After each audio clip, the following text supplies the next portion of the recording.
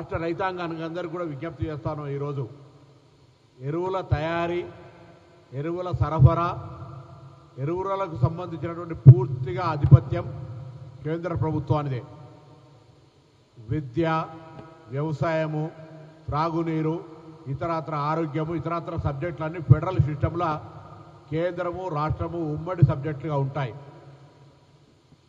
కానీ ఎరువులకు సంబంధించినటువంటి పూర్తి స్థాయి 100% బాధ్యత కేంద్ర ప్రభుత్వం. తయారీతో పాటుగా సరఫరాకు సంబంధించినటువంటి పూర్తి అంశం అంతా కూడా కేంద్రంకు ముడిపడి ఉన్నటువంటి అంశం.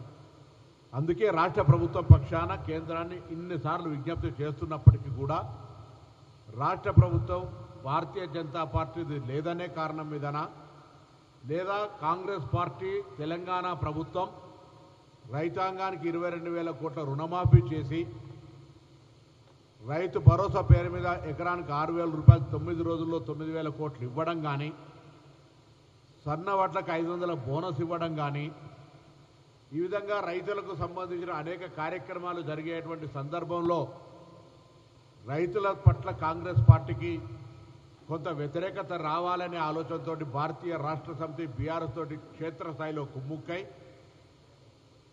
లేని అపోహలు సృష్టించి ముందస్తుగానే రైతుల లోపల ఒక ప్యానిక్ సిస్టమ్ క్రియేట్ చేయడం వల్ల కొంత ముందస్తు స్టాకులు పెట్టుకునేటువంటి కొంతమంది ఉత్సాహులైన రైతులతో కారణం కావచ్చు, ఇంకేదైనా కావచ్చు, ఈరోజు ఎరువులకు సంబంధించిన ఇబ్బంది ఉన్నమాట వాస్తవము, మేము కాదని అనడం లేదు.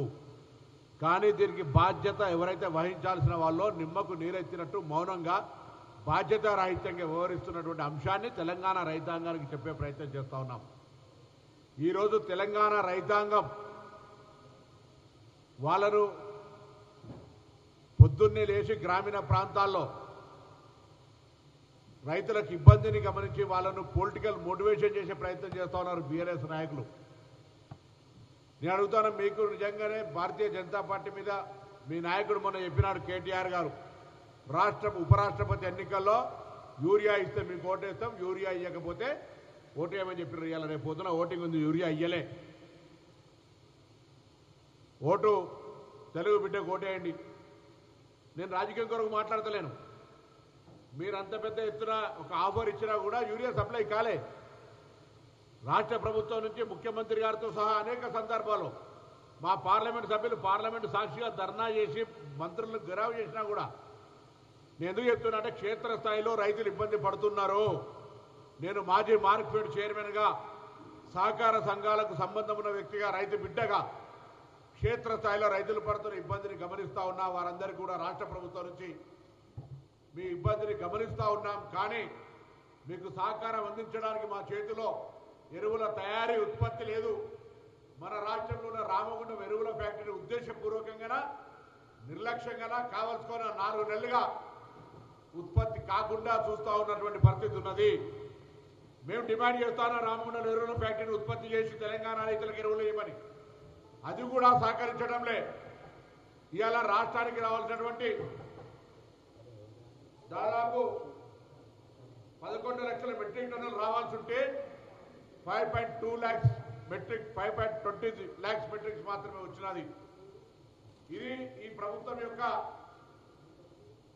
ఎంత పెద్ద నిర్లక్ష్యం జరుగుతుందో ఒకసారి చూడండి.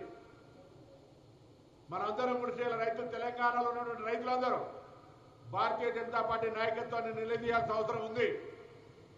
కేంద్రంలో ఉన్నటువంటి బాధ్యత గల వ్యక్తులు బాధ్యత రాహిత్యంగా వ్యవహరిస్తారు. 8 మంది లోక్సభ సభ్యులు, రాజ్యసభ సభ్యులుగా లక్ష్మణ్ గారు, కృష్ణయ్య గారు ఉండి కూడా 2 కేంద్ర మంత్రులు కూడా ఈరోజు ఇక్కడ ఎరువుల సరఫరాకు సంబంధించిన పూర్తిగా వైఫల్యం భారతీయ జనతా పార్టీ వహించాల్సిందే. నేను మళ్ళీ చెప్తా ఉన్నా, విత్తనాలు లేవన్నా, విద్యుత్ లేదన్నా, ఇంకేదైనా రైతాంగానికి ఇబ్బంది కలిగినా తెలంగాణ రాష్ట్ర ప్రభుత్వం బాధ్యత వహిస్తుంది. కానీ ఎరువులకు సంబంధించి మాత్రం పూర్తిగా తయారు సరఫరా బాధ్యత కేంద్రందే.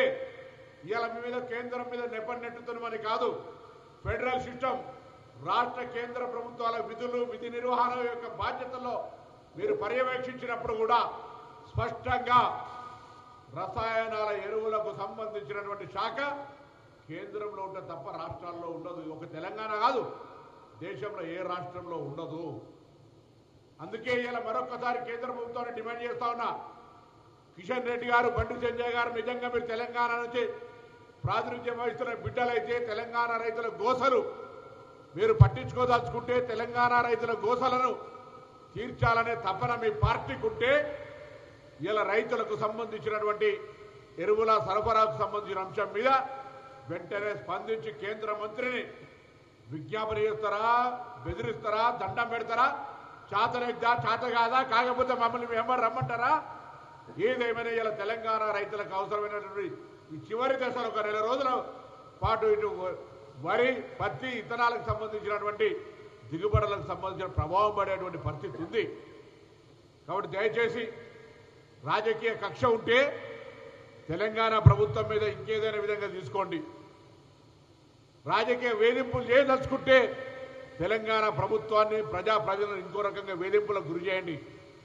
కానీ నేరుగా రైతుల మీద ప్రభావం పడుతూ, రైతులు ఇబ్బంది పడుతూ, రైతులు రోడ్ల పొట్టి తిరిగే పరిస్థితి రావడానికి కారణమైన బీజేపీ స్పందించకపోతే నేను రాష్ట్ర కాంగ్రెస్ అధ్యక్షునికి, ముఖ్యమంత్రి గారికి, మంత్రులందరూ కూడా కోరుకుంటున్నాం, త్వరలోనే భారతీయ జనతా పార్టీ వ్యతిరేకంగా కార్యాచరణ తీసుకొని ఇలా రైతుల సహకారంతో ఒత్తిడి తెచ్చే విధంగా చర్యలు తీసుకుంటాం. మంచి మాటగా సామధాన భేద దండోపాయాలుగా అనేక సందర్భాలు విజ్ఞప్తి చేసినాం. ఇది హెచ్చరికగా భావించుకోండి. ఇలా రైతుల పక్షాన్ని నిల్చునేటువంటి పార్టీగా, రైతులకు అండగా ఉండేటువంటి పార్టీగా, కాంగ్రెస్ పార్టీగా భారతీయ జనతా పార్టీని గట్టిగా డిమాండ్ చేస్తూ ఉన్నాం.